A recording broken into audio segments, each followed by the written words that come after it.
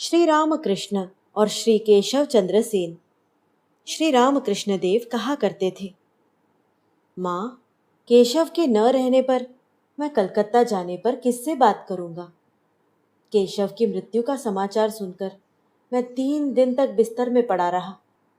मुझे ऐसा लगा मानो मेरा एक अंग ही पक्षघात से चला गया हो।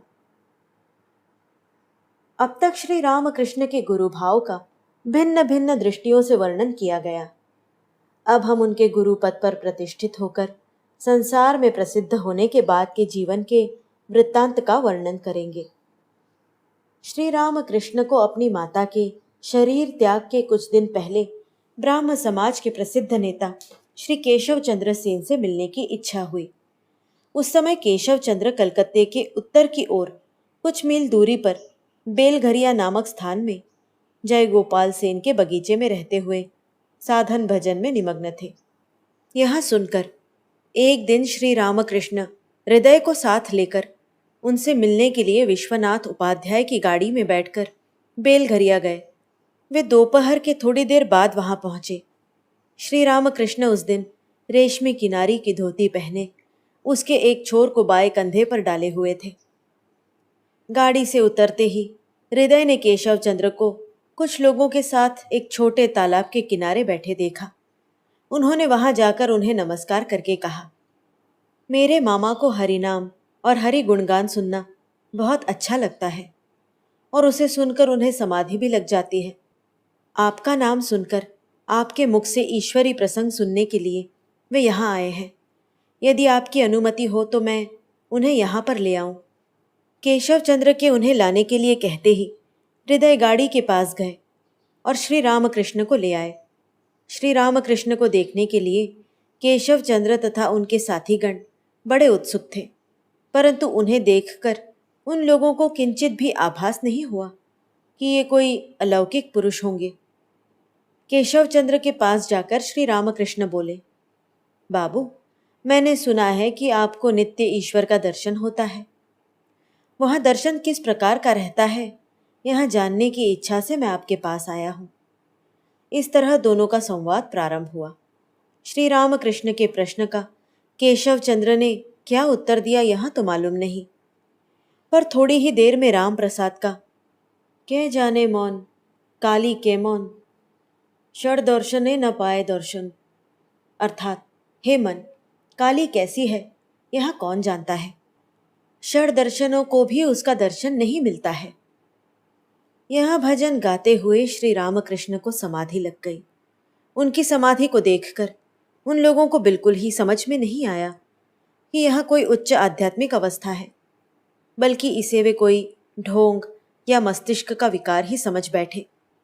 उनकी समाधि उतारने के लिए हृदय उनके कान में ओंकार का उच्चारण करने लगे, जिसे सुनते सुनते उनके मुखमंडल पर अपूर्व तेज दिखाई देने लगा। अर्धबाह्य दशा प्राप्त होने पर श्री रामकृष्ण ने सरल दृष्टांतों के माध्यम से इतनी सहज भाषा में गूढ़ आध्यात्मिक विषयों को समझाना शुरू किया कि वे लोग उसे सुनते हुए चित्रवत स्थिर हो गए और अपना देह भान तक भूल गए। स्नान भोजन आदि का समय हो गया, तथापि किसी को उसका स्मरण नहीं रहा। उन लोगों की इस प्रकार की तन्मय अवस्था को देख श्री रामकृष्ण ने हंसते हुए कहा, जैसे गाय के झुंड में किसी अन्य जानवर के आ जाने पर वे उसे सींग से खदेड़ने को दौड़ती है, किंतु एक गाय के आने पर उसके शरीर को चाटने लगती है, आज की स्थिति भी वैसी ही दिखाई देती है। तत्पश्चात वे केशव बाबू से बोले, तुम्हारी दुम झड़ गई है। पर यह देखकर कि इसका अर्थ किसी ने भी नहीं समझा, वे कहने लगे, देखो, जब तक दुम झड़ नहीं जाती तब तक मेंढक पानी से बाहर नहीं निकलता, पर जब उसकी दुम झड़ जाती है तब वह पानी में भी रह सकता है और पानी के बाहर भी। इसी प्रकार मनुष्य की अविद्या रूपी दुम जब तक नहीं झड़ती तब तक तो वह संसार रूपी पानी में ही रहता है, परंतु जब उसकी वह दुम झड़ जाती है तब वह सांसारिक एवं पारमार्थिक दोनों विषयों में इच्छानुसार विचरण कर सकता है। केशव, तुम्हारा मन अब उसी प्रकार का हो गया है। अतः वह संसार में भी रह सकता है और सच्चिदानंद के ध्यान में भी। इस प्रकार और भी कुछ समय तक बातचीत होने के पश्चात श्री रामकृष्ण दक्षिणेश्वर लौट आए। इसी दिन से केशव बाबू की श्री रामकृष्ण के प्रति इतनी दृढ़ भक्ति हो गई कि जब कभी उन्हें समय मिलता वे उनके दर्शन के लिए दक्षिणेश्वर चले आते और कभी कभी उन्हें अपने कमल कुटीर नामक बंगले में भी ले जाते तथा उनके सत्संग में बहुत सा समय बिताते। क्रमशः दोनों के बीच प्रेम संबंध इतना प्रगाढ़ हो गया कि उन्हें एक दूसरे से मिले बिना चैन ही नहीं पड़ता था। यदि कुछ दिन तक दोनों की भेंट न होती तो या तो श्री रामकृष्ण केशव बाबू के यहाँ चले आते या केशव बाबू ही उनसे मिलने दक्षिणेश्वर चले जाते। ब्राह्म समाज के वार्षिक उत्सव के अवसर पर केशव चंद्र श्री रामकृष्ण को लेकर उत्सव के स्थान में जाते और उनके दिव्य संग में पूरा दिन बिताते थे। उनके वार्षिक उत्सव का मानो यह नियमित कार्यक्रम ही हो गया था। कई बार तो अपने अनुयायियों के साथ वे जहाज में बैठकर दक्षिणेश्वर जाते और श्री रामकृष्ण को जहाज में बिठाकर उनका अमृतमय उपदेश सुनते हुए गंगा जी में सैर करते थे। दक्षिणेश्वर में श्री रामकृष्ण के दर्शन के लिए जाते समय केशव चंद्र कभी रिक्त हस्त नहीं जाते थे। फल आदि कुछ न कुछ वस्तु वे साथ अवश्य ले जाते और उसे श्री रामकृष्ण के सामने रखकर उन्हें प्रणाम करते तथा शिष्य के समान उनके चरणों के समीप बैठकर उनसे बातचीत करते थे। एक दिन श्री रामकृष्ण ने उपहास करते हुए कहा, केशव, तुम अपने भाषण के द्वारा सबको मुग्ध कर देते हो, मुझे भी कुछ सुनाओ। केशव चंद्र इस पर नम्रता से बोले, मैं क्या लोहार की दुकान में सुई बेचने जाऊं? आप ही कहते जाइए, मैं सुनता जाऊं। आपके ही श्रीमुख की 2-4 बातें मैं लोगों को बताता हूं, जिसे सुनकर वे गदगद हो जाते हैं। एक दिन दक्षिणेश्वर में श्री रामकृष्ण ने केशव चंद्र सेन से कहा, ब्रह्म का अस्तित्व मानना है तो उसके साथ ही ब्रह्म शक्ति का अस्तित्व भी मानना चाहिए। ब्रह्म और ब्रह्म शक्ति दोनों सदा अभिन्न भाव से विद्यमान रहते हैं। केशव बाबू यह बात समझ गए। तब श्री रामकृष्ण पुनः बोले, ब्रह्म और ब्रह्म शक्ति के संबंध के समान ही भागवत, भक्त और भगवान, इन तीनों का संबंध है। वे भी नित्य युक्त हैं। ये तीनों एक ही हैं, एक के ही 3 रूप हैं। केशव बाबू को यह बात जच गई। तब श्री रामकृष्ण बोले, गुरु, कृष्ण और वैष्णव, ये तीनों भी एक ही हैं। यह बात मैं अब तुम्हें समझा देता हूँ। इस पर केशव बाबू हाथ जोड़कर नम्रतापूर्वक बोल उठे, महाराज, अब तक जो सुना उसके आगे अभी मेरी बुद्धि नहीं जा सकती, अतः अभी इतना ही पर्याप्त है। इसी तरह उन दोनों में सदा दिल खोलकर बातें होती थी। श्री रामकृष्ण के दिव्य संग का केशव चंद्र के जीवन पर बड़ा गहरा प्रभाव हुआ, जिसके परिणाम स्वरूप उन्हें क्रमशः वैदिक धर्म का रहस्य अच्छी तरह समझता गया और उनका धार्मिक मत भी बदलता गया। कोई विशेष आघात पाए बिना मनुष्य का मन संसार से उचटकर पूर्ण रूप से ईश्वर की ओर नहीं लगता। श्री रामकृष्ण से परिचय होने के लगभग 3 वर्ष बाद अपनी पुत्री का विवाह निर्धारित आयु के पहले कूच बिहार के महाराजा के साथ कर देने के कारण केशव बाबू को इसी प्रकार का आघात प्राप्त हुआ। इस विवाह से ब्राह्म समाज में बड़ा ही हल्ला मचा और ब्राह्म समाज के जिन लोगों को केशव बाबू का यह कार्य पसंद नहीं आया, उन लोगों ने उस समाज से अलग होकर साधारण ब्राह्म समाज नामक एक नई संस्था बना ली। दोनों पक्षों में सदा वाद विवाद और लड़ाई झगड़े होने लगे।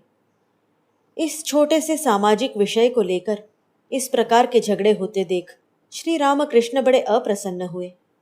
लड़की के विवाह के लिए आयु निर्धारण के संबंध में ब्राह्म समाज के नियमों को सुनकर उन्होंने कहा, जन्म, मृत्यु, विवाह, ये सभी बातें ईश्वराधीन हैं। इनके संबंध में कड़े नियम बनाना उचित नहीं है। केशव ने ऐसा क्यों किया? इस विवाह की बात को लेकर यदि कोई श्री रामकृष्ण के सामने केशव चंद्र की निंदा करता तो वे कहते, केशव ने इसमें निंदा के लायक क्या किया है? वह गृही मनुष्य है। अपने लड़के लड़कियों का जिसमें कल्याण हो, ऐसा भी वह न करे। संसारी मनुष्य यदि धर्मानुकूल आचरण रखते हुए कोई काम करे तो उसमें निंदा करने का क्या है? केशव ने इसमें कोई अधर्म तो किया नहीं। उसने तो केवल अपना पितृसुलभ कर्तव्य ही पूर्ण किया। जो भी हो, इस विवाह से उत्पन्न होने वाले लड़ाई झगड़ों के कारण केशव चंद्र का मन संसार से हटकर अधिकाधिक परमार्थ में डूबने लगा। श्री रामकृष्ण के प्रति केशव चंद्र की भक्ति उत्तरोत्तर बढ़ने लगी। वे उन्हें साक्षात धर्ममूर्ति समझते थे। उन्हें वे बारंबार अपने घर ले जाकर अपने सोने बैठने और ईश्वर चिंतन करने के स्थान में बैठाते तथा उन स्थानों में उनके चरण पड़ने से स्वयं को बड़ा भाग्यवान समझते। वे प्रकट रूप से कहते भी थे, अब इनमें से किसी भी स्थान में मैं रहूं तो मुझे ईश्वर का विस्मरण नहीं हो सकता। कितने ही लोगों ने उन्हें दक्षिणेश्वर में जय विधान की जय कहकर श्री रामकृष्ण को साक्षात ईश्वर के रूप में प्रणाम करते हुए देखा है। दूसरी ओर श्री रामकृष्ण का भी उन पर अपार प्रेम था। केशव चंद्र की बुद्धिमत्ता, भक्ति और वाग्मिता की वे सबके सामने प्रशंसा करते थे। कहते थे, मैं माँ से सदा विनय करता हूँ कि माँ, केशव की कीर्ति दिन दुनी और रात चौगुनी बढ़े।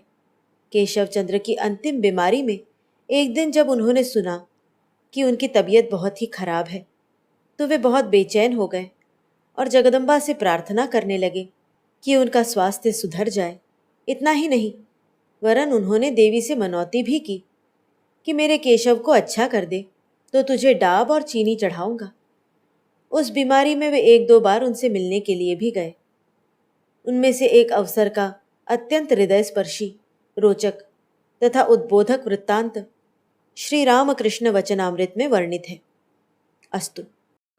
श्री रामकृष्ण का केशव चंद्र पर कितना अद्भुत प्रेम था, यह केशव चंद्र के देहावसान अर्थात 1884 के समय सबको प्रतीत हुआ। श्री रामकृष्ण कहते थे, केशव की मृत्यु का समाचार सुनकर मैं 3 दिन तक बिस्तर में पड़ा रहा। मुझे ऐसा लगा मानो मेरा एक अंग ही पक्षघात से चला गया है।